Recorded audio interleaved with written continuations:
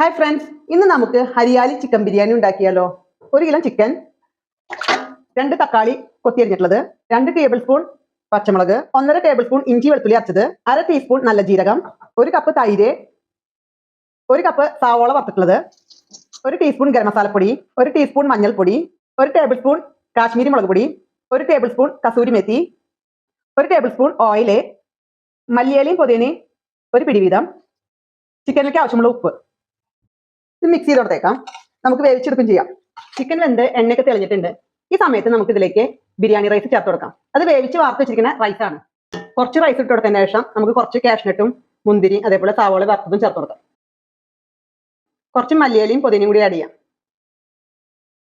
ഇനി ബാക്കിയുള്ള റൈസും കൂടി ഇതിൽ ചേർത്ത് കൊടുക്കാം. ബാക്കിയുള്ള കാഷ്നട്ടും അതേപോലെ സവാള വറുത്തൊക്കെ ചേർത്ത് കൊടുക്കാം. ഒരു 5 മിനിറ്റ് ഫ്ലെയിം കുറച്ച് വെക്കണം കേട്ടോ, അടച്ചു വെച്ചിട്ട്. അടിപൊളിയായിട്ടുള്ള ഹരിയാലി ചിക്കൻ ബിരിയാണി റെഡി ആയിട്ടുണ്ട്.